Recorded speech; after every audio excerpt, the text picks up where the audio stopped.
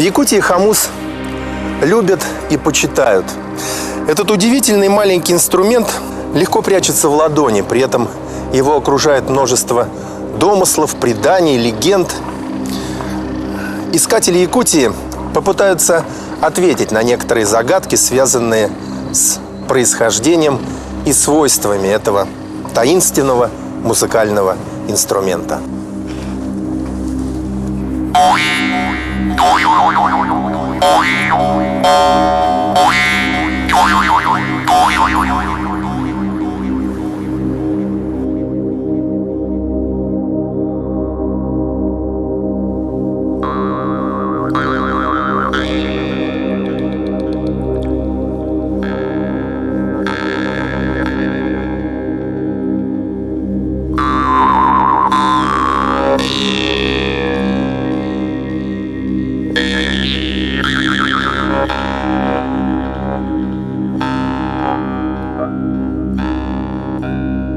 Один из главных вопросов, которым задаются исследователи, когда появился хомус. До сих пор точная дата не названа. Существует предположение, что первые музыкальные инструменты по принципу игры, схожие с хомусом, существовали уже в мезолите, то есть около 10 тысяч лет назад.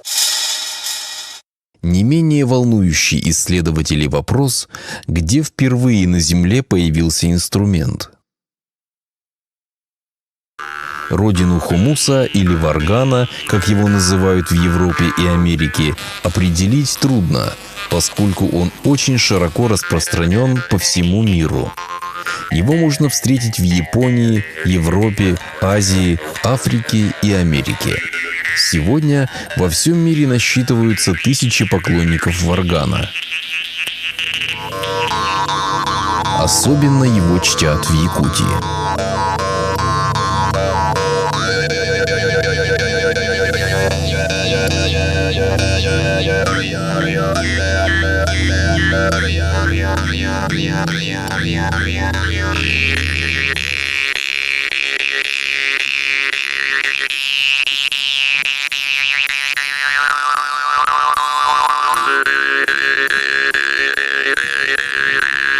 Этот хомус мне тоже один кузнец вот совсем недавно специально сделал. Потому что когда человек специально делает, этот хомус подходит. И тогда, когда я играю, энергия кузнеца, который он заключил в этот язычок, выходит как звуковая волна огромной силы. И потом, когда этот инструмент подходит, например, мне, моя энергия, тоже в виде волны, энергия – это волна, и как две волны совпадают, это резонанс получается. И в физике есть такое явление, когда резонанс, сразу сила увеличивается многократно. Даже когда солдаты ходят по мосту, бывает случай, мост разваливается от резонанса.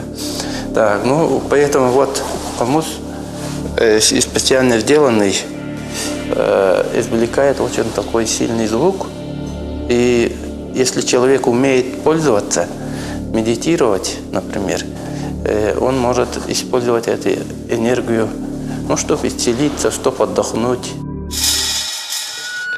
В музее хумуса в Якутске собраны варганы разных стран. Есть очень редкие экспонаты. А в 2010 году собрание пополнил американский ученый-этнограф Фредерик Крейн. Он передал в дар музею варганы, который копил почти полвека. Особое место в этом собрании занимают древние английские экспонаты. Этому очень рад директор музея Николай Шишигин. В этих английских варганах играли короли, лорды Англии. Каждый варган имеет очень интересную историю. И, возможно, там играли и другие знаменитости. И что удивительно, вся коллекция древних варганов, хомусов из Англии, Шотландии, благодаря Фредерику Крейну находится у нас. Если вдруг Англия захочет показать свои древние варганы, свою культуру, то ему придется обратиться в наш музей. Вот видите, как раз эти варганы находятся у нас в экспозиции. В музее много интересных экспонатов. Например, ходит молва, что здесь есть космический варган, который исполняет заветные желания. Даже в это я лично сам верю, что этот хомус исполняет желание.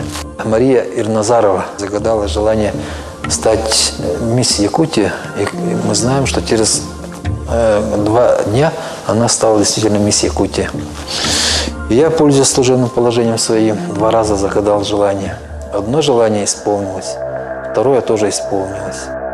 А есть хумусы идеальной формы и размера. В мире хомуса данная работа считается как бы скрипкой Страдивари, потому что здесь именно классическая форма якутского хомуса. Этот хомус, работа мастера Гоголева Семена Иннокентьевича, по всему миру очень ценится вот работа именно вот этого мастера. Хомус очень певучий. Обычно делают хомусы сувенирные, они долго не живут, и они быстро устают. А данный хомус, ему около 30 лет, и послушайте, какой у него звук.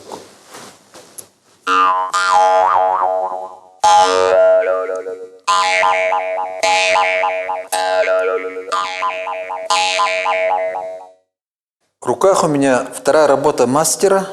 Это хомус с кольцом. Бытовало мнение, что игрок, играя на музыкальном инструменте, сжимал очень крепко корпус, из-за этого уменьшался звук. И вот мастер задался целью увеличить громкость звучания музыкального инструмента и сделал кольцо. А вот и крошечный хомус из Японии, который подарил токийский ученый-варгановед Лео Тадагава. А сейчас я хотел бы сыграть на этом маленьком японском инструменте.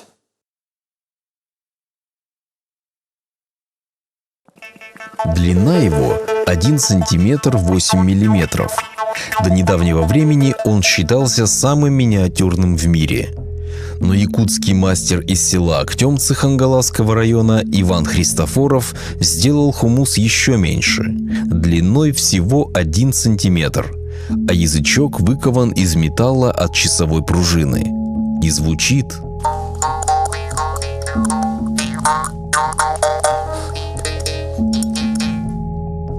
Хомус серьги, они по технологии так же, как и большие сделаны, без изменений.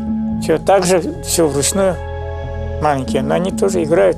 Можно надевать на уши тоже. И как значок можно еще тут носить. Чтобы усилить звучание, Иван Христофоров соединил хомус с электромагнитным резонатором.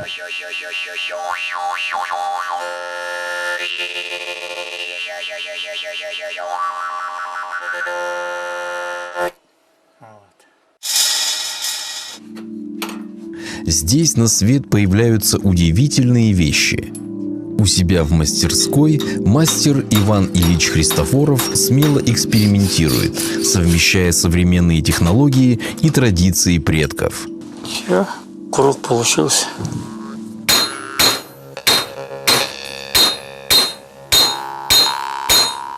Когда горячая обработка, тогда молотком сразу углы делают.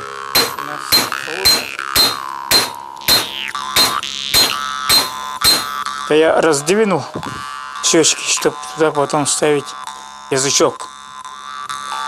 Потом его надо еще подправить сейчас полностью. Ну, тут время берет. Когда потомственные кузнецы, особенно когда делают, которые долго занимались изготовлением хомуса, они делают его подходящим вот, для своего народа. Ну, даже у нас в Якутии акценты же имеются, люди разных регионов по-разному говорят. Ну и каждый человек уникален. Например, один хомус может звучать по-разному для каждого человека. И если этот хомус подходит для этого человека, тогда только он звучит. И проверяем, будет ли ударяться об щечки язычок.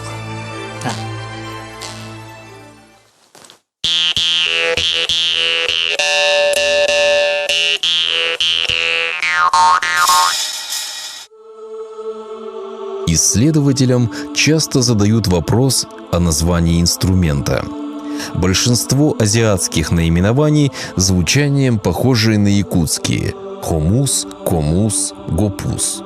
Эти слова переводятся просто «музыкальный инструмент», а сопутствующее слово обычно указывают на материал, из которого он сделан.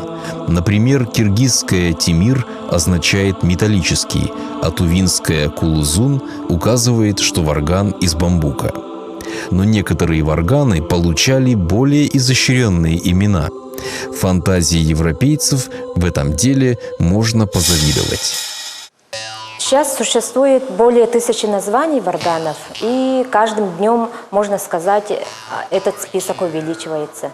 У европейцев это название в основном связано со значением этого слова. Возьмем итальянский скаччепенсьери. Бытует легенда, что итальянские мафиози общались через варган и передавали сообщения, чтобы победить врага. Да? И дословно скаччепенсьери у нас в переводе звучит как «тихий убийца». Раньше в Европе варган считался дорогим удовольствием. Кузнецы, не имея предпринимательской жилки, продавали свои инструменты через корабейников, которые накручивали первоначальную цену. Исторические доказательства величия этого инструмента сохранились на фресках европейских соборов и скульптурах. Например, в соборе, там, в храмах, церквях можно найти фрески или статуэтки, где, например, изображены ангелы, группа ангелов, да, и один из этих ангелов играет на варгане. В XII-XIII веках этим инструментом пользовались только зажиточные люди. Они имели в печатах своих рисунки варгана или на ступицах колес имели рисунок варгана. В интерьере, можно сказать, везде были варганы. И у них даже существовала такая игра «Сова», да, это типа казино, где на рулетке нарисованы разные животные, птицы, да, инструменты, и среди этих рисунков был варган. Но дело в том, что когда выпадала, например, вот рисунок варгана, они, наоборот, отдавали свое очко. А когда попадал рисунок собаки, да, они, наоборот, приобретали очко. Вот это до сих пор не исследовано, например. В Якутии хомусы тоже были привилегией обеспеченных людей. Говорят, в XIX веке в хозяйстве богатого якута было не более 30 металлических изделий. Хорошая пила стоила рубль, топор – 1,5, а хомус – целых 3 рубля.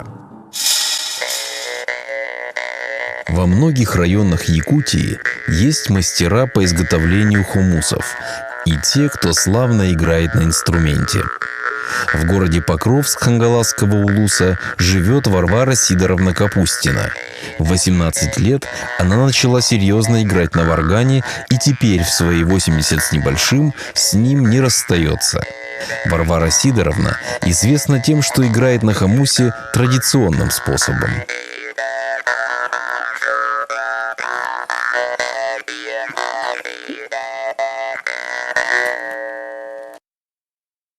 Мне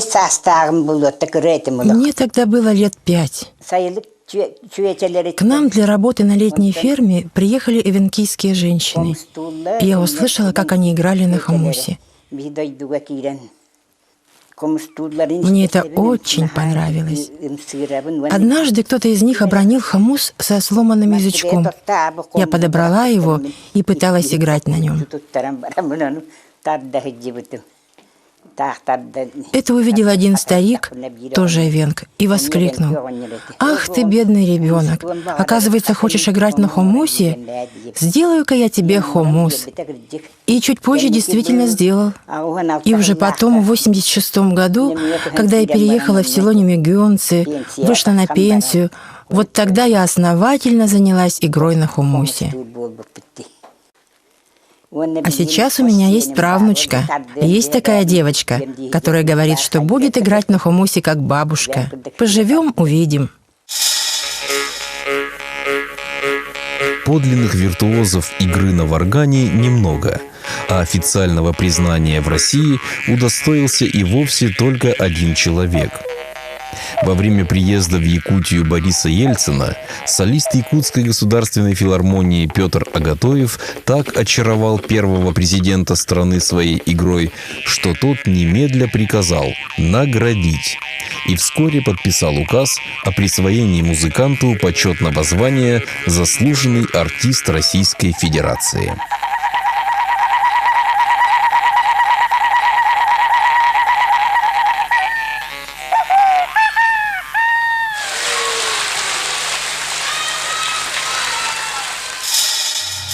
Почему-то у всех народов он был сначала деревянным. Или это был бамбуковый, или это был пластинчатый варган. И вот, несомненно, это самая архаическая форма варгана, до того, как стать металлическим. Я предположила, какое природное явление могло стать прототипом для появления вот этого инструмента, источником звуков, у которого является сам материал, из которого изготовлен инструмент, или как какая-то звучащая деталь, вот как язычок такой, да, в пластинчатом варгане, который вот имеет какое-то внутреннее напряжение. И я предположила следующее. Во-первых, знаете, конечно же, это связано с деревом, да? А связь с деревом была магической на протяжении очень многих периодов развития человечества. Напомню также идею шаманского дерева, на котором якобы вот воспитывались души будущих шаманов. И вообще считалось, что молния обладает очистительной силой. И вот божества видят, что в таком-то дереве спрятался злой дух, и посылали молнию. И вот такое дерево магически чистое получалось, да? И вот щепки такого магически чистого дерева, говорят, хранились. Я когда поделилась своими наблюдениями с мастером народных инструментов Пантелеймоном Борисовым, то он сказал, действительно, молния мгновенно высушивает и меняет структуру дерева, и именно щепки такого дерева, вот, которые еще не отделились, так сказать, от ветра, они могут звучать, в отличие от веток живых, сырых деревьев. И я вот думаю, что звучание, такое самозвучание этой эоловой арфы, оно привлекало внимание не только людей. Все охотники Сибири в этнографической литературе очень много описаний, как хозяин леса, медведь, трынкает на таком дереве. Воспринималось это анимистами как голос ичи, духа хозяина этого дерева. И поначалу, беря щепку, они имитировали вот звучание голоса хозяина этого дерева, проговаривая через этот инструмент, новый когда-то он был для человечества, проговаривая на его языке, понятном для божественных адресатов, проговаривали свои желания. То есть у нас в Якутии есть термин «этиген хамус», да, то есть сначала говорящий хамус, как бы, да, есть еще термин «этен оннюр», то есть играет говоря. В 90-е годы прошлого века в Якутии работала целительница Клавдия Максимова, известная под именем Саина. На свои сеансы она приглашала хомусиста Спиридона Шишигина. По рассказам очевидцев, после сеанса хомусотерапии у них открывались новые способности, таланты, исчезали недуги. О целебных свойствах варгана знали еще наши предки. Люди с давних времен использовали игру на хумусе, чтобы лечиться от разных болезней. Где-то там далеко слышится вот звук хумуса. Я так обрадовалась, всегда вот ждала вот этого звука. Потом после этого, да, я не знаю, в каком сеансе, да, точно я не знаю, но в 95-м году я начала смотреть вот это разноцветные цвета. До этого я была дальтоником. Ну, я слышала, что красный цвет, зеленый цвет, но вот такой красный я не знала. Никогда не лечится эта болезнь. Потом я узнала, что красный цвет такой красный, да. После этого я такая счастливая была и начала вот это вышивать. До сих пор я вышиваю. и начала рисовать. Я сейчас рисую. Поэтому вот хомус, да, хомусотерапия лечит человека, все. У меня нога болела, и я, значит, решила, как говорится, оздоровиться, да. Вот. На этих курсах этот хомус вошел в меня сюда, вибрировал и через ноги вышел. Душа ликовала от его вибрации, легко стало. И с тех пор я полюбила этот хомус, и у меня коленка разогнулась, и, как говорится, а то я даже не могла присесть на это тело. Был разрыв мениска. Вот с макушки головы у меня вот какая-то вибрация пошла. И вот я почувствовала, что у меня вот действительно, оказывается, хомус исцеляет. И вот после занятий у меня вот самый первый рисунок мой, вот это хомус, который вот именно оказывается вот в оболочке, да, и вот она вот именно вот это свои вибрации исцеляет вот человека. У меня болело горло. Когда вот Спиридон Спиридонович, он заиграл на своем таком чарующем, удивительном, волнующем хомусе, и вот тогда вот у меня вот тоже, знаете, вот такие вот звуки пошли, как и вот этими звуками, оказывается, я исцелила свое вот горло. Я уже как с 95-го, 96-го года уже не обращаюсь к врачам. Вот оно, горло. И я вот поняла, что, оказывается, хомус, хоть он и древний, и все-таки вот эта варганная музыка, музыкальный инструмент хомус, он не только поднимает настроение человеку, но и объединяет людей и в общении, и в интересах, и также и в исцелении. С давних времен хомус сопровождал ореол божественности. Он выступал в роли посредника между средним и верхним мирами. Шаманы при помощи хомуса общались с богами. Понятно, что изготавливать инструмент могли только потомственные кузнецы с сильной энергетикой, которые превосходили по силе самих шаманов. Ведь именно кузнецы делали для них бубны, костюмы, варганы, общаясь с огнем. Чем сильнее мастер, тем пронзительнее будет звучать хомус. И вот эта энергия извлекается, когда играем на хомусе. И плюс энергия исполнителя – очень сильная музыка. Живая. Живая, потому что он отдельно сам не звучит. А когда вместе с человеком, вот человек становится резонатором. Там местно только они звучат.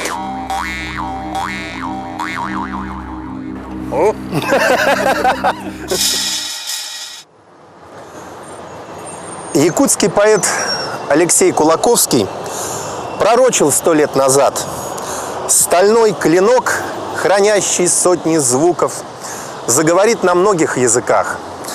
Так и происходит. В Якутию стремится все больше людей, чтобы услышать чарующий хомус. И хотя предстоит разгадать еще очень много загадок, сегодня в Якутии варган распространен больше, чем в любом другом уголке мира.